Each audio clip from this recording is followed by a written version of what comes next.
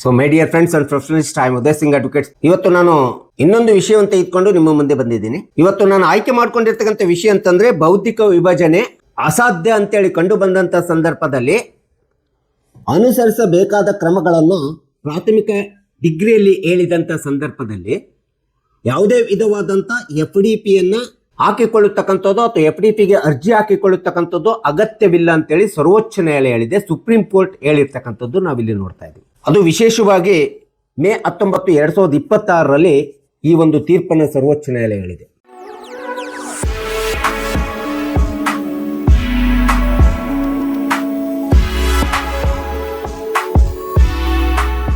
So ನಾವು ಸಹಜವಾಗಿ shoot for partition and separate position ಅನ್ನ ದಾವೆಯನ್ನ ನಾವು ನ್ಯಾಯಾಲಯದಲ್ಲಿ ಹಾಕಿಕೊಂಡಂತ ಸಂದರ್ಭದಲ್ಲಿ ಈ ಒಂದು ಪ್ರಶ್ನೆ ಉದ್ಭವಿಸ್ತದೆ. ಅದೇನಂದ್ರೆ ಯಾವುದೇ ಒಂದು ಆಸ್ತಿ ವಾಸ್ತವವಾಗಿ ವಿಭಜನೆ ಮಾಡಲು ಅಸಾಧ್ಯ ಅಂತೇಳಿ ಕಂಡು ಬಂದಂತ ಸಂದರ್ಭದಲ್ಲಿ ಪ್ರಾಥಮಿಕ ಡಿಗ್ರಿ ಒಳಗಡೆ ಮಾನ್ಯ ನ್ಯಾಯಾಲಯ ಏನು ಕ್ರಮಗಳನ್ನ ಕೈಗೊಳ್ಬೇಕಂತೇಳಿ ಇರ್ತದೆ.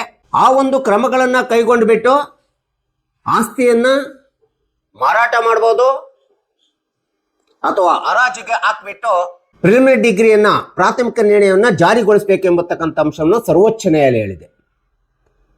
ಯಾವಾಗ ಭೌತಿಕವಾಗಿ ವಾಸ್ತವಿಕವಾಗಿ ಆಸ್ತಿ ಹರಿದು ಹಂಚಿಕೆ ಮಾಡಲು ಸಾಧ್ಯನೇ ಇಲ್ಲ ಅಂತೇಳಿ ಕಂಡು ಬಂದಂತ ಸಂದರ್ಭದಲ್ಲಿ ಪ್ರಾಥಮಿಕ ಡಿಗ್ರಿ ಒಳಗಡೆ ಮಾನ್ಯ ನ್ಯಾಯಾಲಯ ಏನು ಕ್ರಮಗಳನ್ನು ಹೇಳಿರ್ತದೆ ಆ ಕ್ರಮಗಳನ್ನು ಕೈಗೊಳ್ಳಬೇಕು. FDP ಹಾಕಿಕೊಂಡಿಲ್ಲ ಎಂಬತಕ್ಕಂಥ ಕಾರಣ ನೆಪವನ್ನ ಹೇಳತಕ್ಕಂಥದ್ದಿಲ್ಲ ಅಂತೇಳಿ ಸುಪ್ರೀಂ ಕೋರ್ಟ್ ಹೇಳಿದೆ. ಯಾಕಂದ್ರೆ ಪ್ರಾಥಮಿಕ ಡಿಗ್ರಿ ಒಳಗಡೆ ಮೀನ್ಸ್ ಅಂಡ್ ಬಾಂಡ್ಸ್ ಅಳತೆ ಮತ್ತು ಗಡಿಗಳ ಪ್ರಕಾರ ಭೌತಿಕವಾಗಿ ಆಸ್ತಿಯನ್ನು ಹಂಚಿಕೆ ಮಾಡಲು ಸಾಧ್ಯನೇ ಇಲ್ಲ ಅಂತೇಳಿ ಹೇಳಿದಂತ ಸಂದರ್ಭದೊಳಗಡೆ ಆರ್ಡರ್ 20 ರೂಲ್ 18 ಪ್ರಕಾರ CPC 1908 ಸ್ಪಷ್ಟವಾಗಿ ಹೇಳ್ತಾ ಇದೆ. ಸೊ ಇಂಥ ಸಂದರ್ಭದಲ್ಲಿ ಸಂಬಂಧಪಟ್ಟಂತ ನ್ಯಾಯಾಲಯವೇ ಸೋಮೋಟೋ ಅಂತೇಳಿ ಪರಿಗಣಿಸ್ಬಿಟ್ಟು ಅಲ್ಲಿ FDP ಪಕ್ಷಕಾರರು ಹಾಕೋಬಹುದು ಅಥವಾ ಹಾಕೊಳ್ಳದೆ ಇರಬಹುದು, ಅರ್ಜಿ ಸಲ್ಲಿಸತಕ್ಕಂಥ ಅಗತ್ಯತೆ ಬರೋದಿಲ್ಲ, ಅವಶ್ಯಕತೆ ಬರೋದಿಲ್ಲ ಅಂತೇಳಿ ಸರ್ವೋಚ್ಚ ನ್ಯಾಯಾಲಯ ಅದು ವಿಶೇಷವಾಗಿ ಮಧ್ಯಪ್ರದೇಶದ ಹೈಕೋರ್ಟಿಗೆ ಸ್ಪಷ್ಟವಾಗಿ ಹೇಳಿರ್ತಕ್ಕಂಥದ್ದನ್ನ ನಾವಿಲ್ಲಿ ಕಾಣ್ತಾ ಇದ್ದೀವಿ. ಆದರೆ ಇಂಥ ಒಂದು ಸಂದರ್ಭದಲ್ಲಿ ಸಂಬಂಧಪಟ್ಟಂತ ಹೈಕೋರ್ಟ್ ಯಾವುದೇ ವಿಧವಾದಂತ ಹಸ್ತಕ್ಷೇಪ ಮಾಡಬಾರ್ದು, ಪ್ರಾಥಮಿಕ ಡಿಗ್ರಿಯನ್ನು ಎಕ್ಸಿಕ್ಯೂಷನ್ ಮಾಡೋದ್ರಲ್ಲಿ ಅಥವಾ ಅಡ್ಡಿಪಡಿಸಬಾರ್ದು. ಅಲ್ಲಿ FDP ಹಾಕೊಂಡಿಲ್ಲ, ಪಕ್ಷಕಾರರು FDP ಅರ್ಜಿ ಹಾಕಿಕೊಂಡಿಲ್ಲ ಎಂಬತಕ್ಕಂಥ ನೆಪವನ್ನು ಒಡ್ಡಿ ಪ್ರಾಥಮಿಕ ಡಿಗ್ರಿಯನ್ನು ಎಕ್ಸಿಕ್ಯೂಷನ್ ಮಾಡೋಕ್ಕಾಗೋದಿಲ್ಲ ಎಂಬತಕ್ಕಂಥದ್ದು ಹೇಳಿರ್ತಕ್ಕಂಥದ್ದು ಸರಿಯಲ್ಲ ಅಂತೇಳಿ ಸರ್ವೋಚ್ಚ ನ್ಯಾಯಾಲಯ ಸ್ಪಷ್ಟವಾಗಿ ಹೇಳಿದೆ. ಯಾಕಂದ್ರೆ ಪ್ರಿಲಿಮಿನರಿ ಡಿಗ್ರಿ ಆದಂತ ಸಂದರ್ಭದೊಳಗಡೆ ಈ ರೀತಿ ಬೌದ್ಧಿಕವಾಗಿ ಆಸ್ತಿಯನ್ನು ಹಂಚಿಕೆ ಮಾಡ್ಲಿಕ್ಕೆ ಆಗೋದಿಲ್ಲ ಅಂತ ಹೇಳ್ಬಿಟ್ಟು ಯಾವುದೇ ಪರಿಹಾರ ಕ್ರಮಗಳನ್ನ ಕೈಗೊಳ್ಳಿ ಅಂತೇಳಿ ಡಿಗ್ರಿ ಒಳಗಡೆ ಪ್ರಾಥಮಿಕ ಡಿಗ್ರಿ ಒಳಗಡೆ ಹೇಳಿದಂತ ಸಂದರ್ಭದಲ್ಲಿ ಅಂತ ಒಂದು ಪ್ರಾಥಮಿಕ ಡಿಗ್ರಿಯನ್ನ ಡಿಗ್ರಿ ಆದಂತ ದಿನಾಂಕದಿಂದಲೇ ಅದನ್ನ FDP ಸ್ವರೂಪದ ಡಿಗ್ರಿ ಅಂತೇಳಿ ಪರಿಗಣಿಸಬೇಕು. ಸಂಬಂಧಪಟ್ಟಂತ ಎಕ್ಸಿಕ್ಯೂಷನ್ ಡಿಗ್ರಿಯನ್ನು ಎಕ್ಸಿಕ್ಯೂಷನ್ ಮಾಡುವಂತ ನ್ಯಾಯಾಲಯ ಅಂತೇಳಿ ಸುಪ್ರೀಂ ಕೋರ್ಟ್ ಸ್ಪಷ್ಟವಾಗಿ ತನ್ನ ತೀರ್ಪಿನಲ್ಲಿ ಹೇಳಿರ್ತಕ್ಕಂಥದ್ದು ನಾವಿಲ್ಲಿ ಕಾಣ್ತಾ ಇದ್ದೀವಿ. ಈ ಪ್ರಕರಣ ಬಂದಿರತಕ್ಕಂಥದ್ದು ಅಪೀಲು ಹೂಡಿದ್ದ ವಿಭಜನಾ ದಾವೆ ಒಳಗಡೆ ಈ ಪ್ರಕರಣ ಬಂದಿದೆ. ಇಂಥ ಒಂದು ವಿಭಜನಾ ದಾವೆ ಅಪೀಲು ಸರ್ವೋಚ್ಚ ನ್ಯಾಯಾಲಯದಲ್ಲಿ ಹೋದಂತ ಸಂದರ್ಭದಲ್ಲಿ ಪಕ್ಷಕಾರರ ಪ್ರಿಲಿಮಿನರಿ ಡಿಗ್ರಿಯನ್ನ ಎಕ್ಸಿಕ್ಯೂಷನ್ ಮಾಡಲಿಕ್ಕೆ ಸಾಧ್ಯವಿಲ್ಲ, ಯಾಕಂದ್ರೆ ಇವರು FDP ಅರ್ಜಿಯನ್ನು ಹಾಕೊಂಡಿಲ್ಲ ಎಂಬತಕ್ಕಂಥ ಕಾರಣವನ್ನು ಕೊಟ್ಟು ಡಿಗ್ರಿಯನ್ನ ಎಕ್ಸಿಕ್ಯೂಷನ್ ಮಾಡ್ತಕ್ಕಂಥದ್ದು ಪ್ರಿಲಿಮಿನರಿ ಡಿಗ್ರಿ ಎಕ್ಸಿಕ್ಯೂಷನ್ ಮಾಡ್ತಕ್ಕಂಥದ್ದನ್ನ ತಿರಸ್ಕಾರ ಮಾಡಿರ್ತಕ್ಕಂಥದ್ದು ಕಾನೂನು ಬದ್ಧ ಸರಿಯಲ್ಲ ಅಂತೇಳಿ ಸರ್ವೋಚ್ಚ ನ್ಯಾಯಾಲಯ ಹೇಳ್ತಾ ಇದೆ. ಈ ರೀತಿ FDP ಅರ್ಜಿ ಹಾಕಿಲ್ಲ ಎಂಬತಕ್ಕಂಥ ಕಾರಣ ಒಡ್ಡಿ ಮಧ್ಯಪ್ರದೇಶದ ಹೈಕೋರ್ಟ್ ಪ್ರಾಥಮಿಕ ಡಿಗ್ರಿಯನ್ನು ಎಕ್ಸಿಕ್ಯೂಷನ್ ಮಾಡುವುದರಲ್ಲಿ ಅಡ್ಡಿಪಡಿಸಿರ್ತಕ್ಕಂಥದ್ದು, ಹಸ್ತಕ್ಷೇಪ ಮಾಡಿರ್ತಕ್ಕಂಥದ್ದು ಕಾನೂನು ಬಾಹಿರ ಅಂತೇಳಿ ಸರ್ವೋಚ್ಚ ನ್ಯಾಯಾಲಯ ಹೇಳಿರ್ತಕ್ಕಂಥದ್ದನ್ನು ನಾವಿಲ್ಲಿ ನೋಡ್ತಾ ಇದ್ದೀವಿ. ಯಾಕಂದ್ರೆ ಇಲ್ಲಿ ಭೌತಿಕವಾಗಿ ಆಸ್ತಿಯನ್ನು ವಿಭಜನೆ ಮಾಡಲಿಕ್ಕೆ ಬರೋದಿಲ್ಲ ಎಂಬತಕ್ಕಂಥ ಹಿನ್ನೆಲೆ ಕಂಡಂತ ಸಂದರ್ಭದಲ್ಲಿ ಮಾನ್ಯ ನ್ಯಾಯಾಲಯ ಆ ಆಸ್ತಿಯ ಬಗ್ಗೆ ವಕೀಲ ಕಮಿಷನರ್ನನ್ನು ನೇಮಕ ಮಾಡಿದೆ. ಕಮಿಷನರ್ಗಳು ಆ ಒಂದು ಆಸ್ತಿ ವಿಭಜನೆ ಮಾಡಲಿಕ್ಕೆ ಬರ್ತದೋ ಇಲ್ವೋ ಎಂಬತಕ್ಕಂಥದ್ದನ್ನ ರಿಪೋರ್ಟ್ ಅನ್ನು ಕೊಟ್ಟಿದ್ದಾರೆ. ಆ ನೇಮಿಸಿಬಿಟ್ಟು ಆ ರಿಪೋರ್ಟ್ ಅನ್ನು ಪಡ್ಕೊಂಡಿದ್ದಾರೆ. ಯಾವಾಗ ಕಮಿಷನರ್ ಮೂಲಕ ವಾಸ್ತವವಾಗಿ ಭೌತಿಕವಾಗಿ ಆ ಒಂದು ಆಸ್ತಿಯನ್ನು ವಿಭಜನೆ ಮಾಡಲಿಕ್ಕೆ ಬರೋದಿಲ್ಲ ಅಂತೇಳಿ ಕಂಡು ಬಂದಂತ ಸಂದರ್ಭದಲ್ಲಿ ಅಂತ ಒಂದು ವಸತಿಗೆ ಸಂಬಂಧಪಟ್ಟಂತ ಪ್ಲಾಟ್ ಇರ್ಬೋದು, ಮನೆ ಇರ್ಬೋದು, ಇನ್ಯಾವುದೇ ವಿಭಜಿಸಲಾಗದೆ ಇರತಕ್ಕಂಥ ಒಂದು ಆಸ್ತಿ ಬಂದಂತ ಸಂದರ್ಭದೊಳಗಡೆ ಪ್ರಾಥಮಿಕ ಡಿಗ್ರಿ ಒಳಗಡೆ ಅಂತ ಆಸ್ತಿಯನ್ನ ಮಾರಾಟ ಮಾಡಿ ಅಥವಾ ಹರಾಜಿಗೆ ಹಾಕ್ಬಿಟ್ಟು ಅಲ್ಲಿಂದ ಬರ್ತಕ್ಕಂಥ ಪರಿಹಾರ ಮೊತ್ತವನ್ನ ಪಕ್ಷಕಾರರಿಗೆ ವಿಭಜನೆ ಮಾಡಬೇಕೆಂಬತಕ್ಕಂಥ ಅಂಶವನ್ನ ಸ್ಪಷ್ಟವಾಗಿ ಪ್ರಾಥಮಿಕ ಡಿಗ್ರಿಯಲ್ಲಿ ಕ್ರಮಗಳನ್ನು ಹೇಳಿದಂತ ಸಂದರ್ಭದಲ್ಲಿ ಅಂತ ಒಂದು ಪ್ರಾಥಮಿಕ ಡಿಗ್ರಿಯನ್ನ FDP ಸ್ವರೂಪದ ಡಿಗ್ರಿ ಅಂತೇಳಿ ಪರಿಗಣಿಸ್ಬಿಟ್ಟು ಆ ಒಂದು ಪ್ರಿಲಿಮಿನರಿ ಡಿಗ್ರಿಯನ್ನು ಎಕ್ಸಿಕ್ಯೂಷನ್ ಮಾಡ್ಬೇಕಂತೇಳಿ ಸುಪ್ರೀಂ ಕೋರ್ಟು ತನ್ನ ತೀರ್ಪಿನಲ್ಲಿ ಹೇಳಿರ್ತಕ್ಕಂಥದ್ದನ್ನ ಅಥವಾ ಮಧ್ಯಪ್ರದೇಶದ ಹೈಕೋರ್ಟಿಗೆ ತಾಕೀತು ಮಾಡಿರ್ತಕ್ಕಂಥದ್ದನ್ನ ನಾವಿಲ್ಲಿ ನೋಡ್ತಾ ಇದ್ದೀವಿ.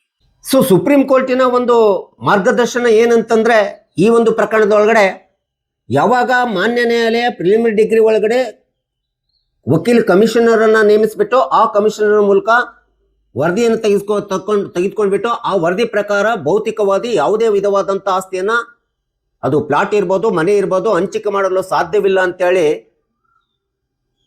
ಕಂಡು ಬಂದಂತ ತಕ್ಷಣದಿಂದಲೇ ಅಂತ ಒಂದು ಪ್ರಾಥಮಿಕ ಡಿಗ್ರಿ ಫೈನಲ್ ಡಿಗ್ರಿ ಪಿಟಿಷನ್ ಅಂತೇಳಿ ಸ್ವರೂಪವನ್ನು ಪಡ್ಕೊಳ್ತದೆ ಎಂಬತಕ್ಕಂಥದ್ದನ್ನ ಅಥವಾ ಪಡ್ಕೊಂಡಿದೆ ಎಂಬತಕ್ಕಂಥದ್ದನ್ನು ತಿಳಿದುಬಿಟ್ಟು ಅಂತ ಪ್ರಾಥಮಿಕ ಡಿಗ್ರಿಯನ್ನ ಜಾರಿಗೊಳಿಸಬೇಕು. ಅಲ್ಲಿ FDP ಅರ್ಜಿ ಹಾಕಿಕೊಳ್ಳತಕ್ಕಂಥ ಅವಶ್ಯಕತೆ ಇಲ್ಲ, ಅಗತ್ಯತೆ ಇಲ್ಲ ಅಂತೇಳಿ ಸರ್ವೋಚ್ಚ ನ್ಯಾಯಾಲಯ ಸ್ಪಷ್ಟವಾಗಿ ಹೇಳಿದೆ. ಸೊ ಇಂಥ ಒಂದು ವಿಭಾಗದಾವಿಯ ಪ್ರಕರಣವನ್ನ ಪ್ರಶ್ನಿಸಿಬಿಟ್ಟು ಸುಪ್ರೀಂ ಕೋರ್ಟಿಗೆ ಅರ್ಜಿದಾರರು ಅಪೀಲನ್ನು ಓದಂತ ಸಂದರ್ಭದಲ್ಲಿ ಈ ಪ್ರಕರಣದ ವಿಚಾರಣೆಗೆ ಬಂದಿದೆ. ಇಂಥ ಒಂದು ಪ್ರಕರಣದ ವಿಚಾರಣೆಯನ್ನು ತೆಗೆದುಕೊಂಡಿರ್ತಕ್ಕಂಥ ಸರ್ವೋಚ್ಚ ನ್ಯಾಯಾಲಯದ ನ್ಯಾಯಾಧೀಶರುಗಳಾಗಿರ್ತಕ್ಕಂಥ ನ್ಯಾಯಮೂರ್ತಿಗಳಾಗಿರ್ತಕ್ಕಂಥ ಇಂಥದ್ದೊಂದು ಮಹತ್ವದ ತೀರ್ಪನ್ನ ಸರ್ವೋಚ್ಚ ನ್ಯಾಯಾಲಯದ ಮೂಲಕ ಹೇಳಿರ್ತಕ್ಕಂಥದ್ದು ನಾವಿಲ್ಲಿ ಕಾಣ್ತಾ ಇದ್ದೀವಿ. ಯಾವುದೇ ವಿಧವಾದಂಥ ಆಸ್ತಿ ಪ್ರಾಥಮಿಕ ನಿರ್ಣಯದಲ್ಲಿ ಆ ಆಸ್ತಿ ಭೌತಿಕವಾಗಿ ಹಂಚಿಕೆ ಮಾಡಲಿಕ್ಕೆ ಸಾಧ್ಯ ಇಲ್ಲ ಅಂತೇಳಿ ಕಂಡು ಬಂದು ಪ್ರಾಥಮಿಕ ನಿರ್ಣಯದಲ್ಲಿ ಆದೇಶಿಸಿದ್ದು ಇತರೆ ಕ್ರಮಗಳನ್ನು ಕೈಗೊಂಡು ಆದೇಶವನ್ನು ನೀಡಿದ್ದಂಥ ಸಂದರ್ಭದಲ್ಲಿ ಅಂತ ಒಂದು ಪ್ರಿಲಿಮಿನರಿ ಡಿಗ್ರಿ ಒಳಗಡೆ ಸಂಬಂಧಪಟ್ಟಂತ ಪಕ್ಷಕಾರರು ಅವರು FDP ಅರ್ಜಿ ಹಾಕಿಕೊಳ್ಳುವಂತ ಅವಶ್ಯಕತೆ ಅಗತ್ಯತೆ ಇರೋದಿಲ್ಲ. ಆ ಒಂದು ಡಿಗ್ರಿಯನ್ನ FDP ಸ್ವರೂಪದ ಡಿಗ್ರಿ ಅಂತೇಳಿ ಪರಿಗಣಿಸ್ಬಿಟ್ಟು ಅದನ್ನ ಜಾರಿಗೊಳಿಸುವಂಥದ್ದು ಸಂಬಂಧಪಟ್ಟಂತ ನ್ಯಾಯಾಲಯದ ಕಾನೂನುಬದ್ಧ ಕರ್ತವ್ಯ ಅಂತೇಳ್ಬಿಟ್ಟು ಸುಪ್ರೀಂ ಕೋರ್ಟ್ ಹೇಳಿದೆ. ಇಂಥ ಒಂದು ಡಿಗ್ರಿಯನ್ನು ಜಾರಿಗೊಳಿಸುವುದರಲ್ಲಿ ಯಾವುದೇ ಹೈಕೋರ್ಟ್ಸ್ಗಳು, ಅದು ಮಧ್ಯಪ್ರದೇಶದ ಹೈಕೋರ್ಟ್ ಇರ್ಬೋದು, ಇನ್ಯಾವುದೇ ಹೈಕೋರ್ಟ್ಗಳು ಅಡ್ಡಿಪಡಿಸಬಾರ್ದು ಮತ್ತು ಹಸ್ತಕ್ಷೇಪ ಮಾಡಬಾರ್ದು. ಈ ರೀತಿ ಅಡ್ಡಿಪಡಿಸತಕ್ಕಂಥದ್ದು ಹಸ್ತಕ್ಷೇಪ ಮಾಡ್ತಕ್ಕಂಥದ್ದು ಏನಾದರೂ ಮಾಡಿದರೆ ಅದು ಸರಿಯಲ್ಲ, ತಪ್ಪು ಅಂತೇಳಿ ಸರ್ವೋಚ್ಚ ನ್ಯಾಯಾಲಯ ಈ ಒಂದು ಪ್ರಕರಣದಲ್ಲಿ ತನ್ನದೇ ಆದಂಥ ಮಹತ್ವದ ತೀರ್ಪನ್ನು ಹೇಳಿದೆ. ಭೌತಿಕವಾಗಿ ಆಸ್ತಿ ಹಂಚಿಕೆ ಮಾಡಲು ಬಾರದೇ ಇದ್ದಂಥ ಸಂದರ್ಭದಲ್ಲಿ FDPಯ ಅವಶ್ಯಕತೆ ಇಲ್ಲ.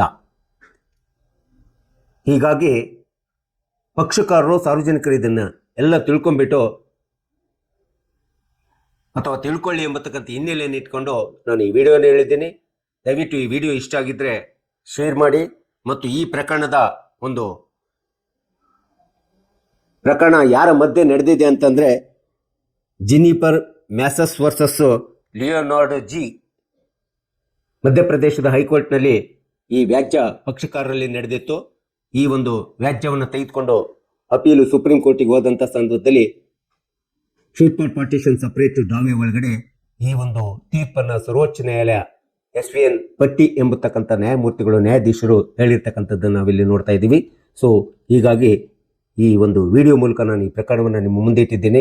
ದಯವಿಟ್ಟು ನನ್ನ ವಿಡಿಯೋ ಇಷ್ಟ ಆಗಿದ್ರೆ ಶೇರ್ ಮಾಡಿ, ಮತ್ತೊಮ್ಮೆ ಸಬ್ಸ್ಕ್ರೈಬ್ ಆಗೋದನ್ನು ಮರಿಬೇಡಿ ಅಂತ ಹೇಳ್ತಾ ಇವತ್ತಿನ ವಿಷಯಕ್ಕೆ ವಿರಾಮವನ್ನು ಹೇಳ್ತೀನಿ. ಇನ್ನೊಂದು ವಿಷಯವನ್ನು ತೆಗೆದುಕೊಂಡು ನಿಮ್ಮ ಮುಂದೆ ಬರ್ತೀನಿ. ಜೈ ಹಿಂದ್, ಜೈ ಕರ್ನಾಟಕ.